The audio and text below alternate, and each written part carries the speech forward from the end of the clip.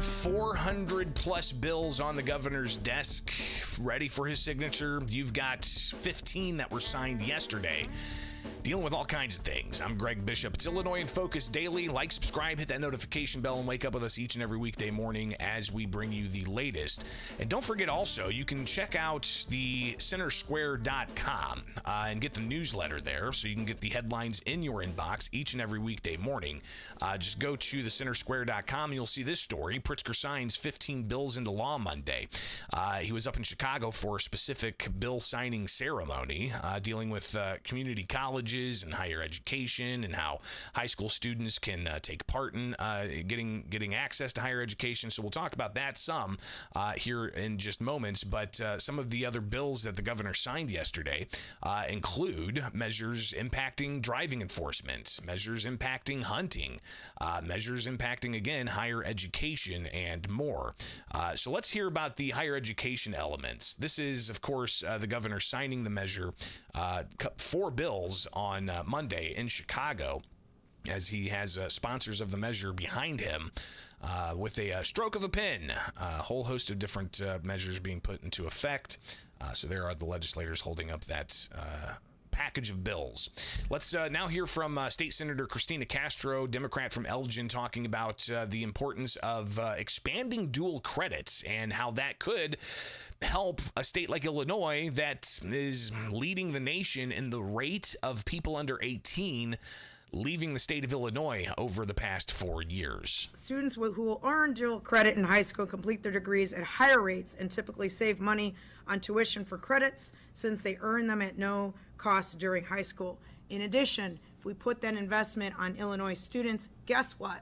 They stay in Illinois and contribute to Illinois' economy. You also have State Senator Christopher Belt from Swansea, a Democrat, with the same theme of keeping young people in the state of Illinois. Again, latest census data shows that Illinois led the nation in the rate of 18 and unders leaving the state. Here is Senator Belt. You will receive offers from the schools that you are admitted to without raising a finger. So again, right? one bill has expanding dual credits, so high school students can get college credit while still in high school. And then another bill that Belt's talking about here says that the academic progress of a student will essentially be given to all of the state universities, and the state universities will evaluate and say, hey, this meets our criteria. Let's offer that student placement in our university without the student even having to apply there. Here's more from Senator Belt. That's huge. It takes away the anxiety. It takes away the angst of that whole process for students and their parents. So this legislation will undoubtedly unlock the untapped potential of Illinois students at Illinois public universities, making them or allowing them a lane to remain in Illinois. So the state losing people 18 and under at a faster pace. Are these types of policies going to, as he says, create that lane to allow people to stay in Illinois instead of going to college in another state, for instance? So you can see how those numbers start playing out in a state like Illinois. You've got State's Representative Tara Costa Howard, who recently caught a lot of flack for proposing the Homeschool Act to regulate homeschools. Well, she was helpful in putting this package of bills together. So you've got 4 altogether. One dealt with dual credits expansion. Another one dealt with automatic applications for high school students and public universities. And 2 others dealt with the FAFSA form. That's the form that parents typically fill out with their kids to get ready for a whole host of different programs they may be eligible for, including financial aid. But Tara Costa Howard, she talked about how having the 2 bills dealing with FAFSA, one saying that every school has to have somebody who is the go-to person for helping a student fill out FAFSA, and that support has to be done on school time. She says this gives the kids out there the confidence to move forward. But more importantly, it gives them confidence. It shows them that they can do this. They're ready for the next step, whatever that's going to be. And so in their own high school buildings where they feel safe and hopefully a little bit more confidence, with amazing educators before them who are experts in their field, they have an opportunity to learn and gain a little bit more confidence that they can do this. So that's a package of bills the governor signed yesterday, 4 of them. He has another bill signing ceremony this afternoon in Peoria, and those package of bills going to be focused on health care. Again, the governor's got 400 plus bills on his desk. So he's going to have bill signing ceremonies for some, but other times he's going to release statements from his office saying, these are the bills that the governor took action on. So let's take a look at that release from yesterday, where he announced 11 other bills that he signed.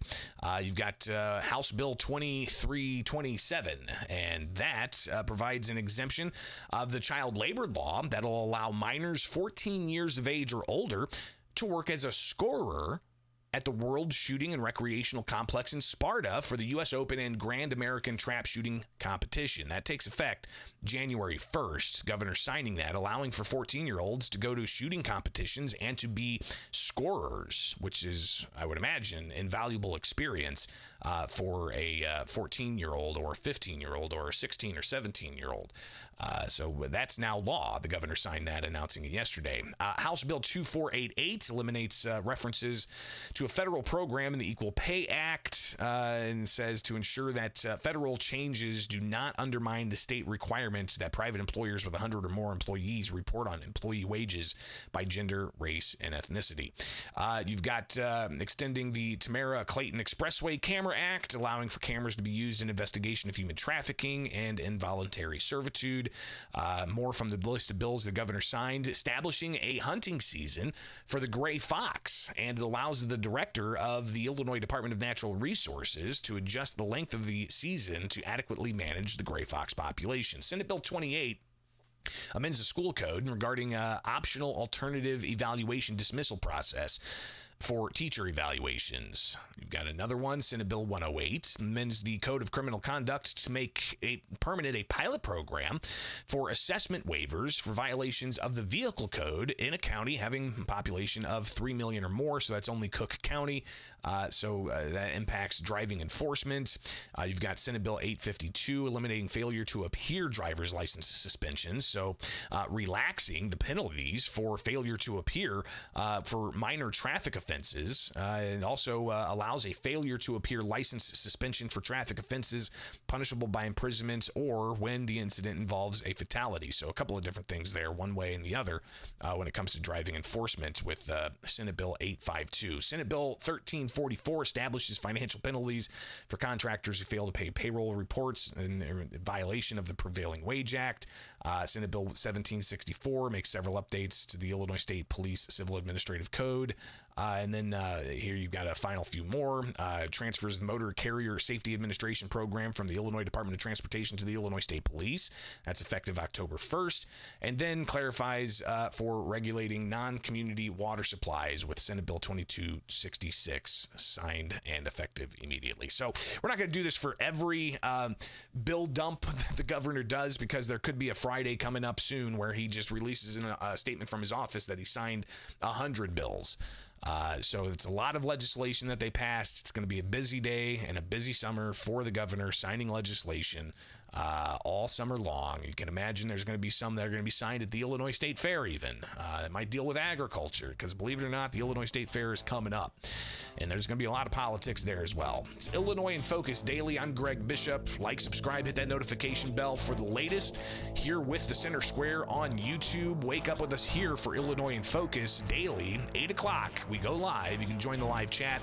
You can also get headlines in your inbox. Go to thecentersquare.com and sign up for that newsletter. It's free. All right, thecentersquare.com.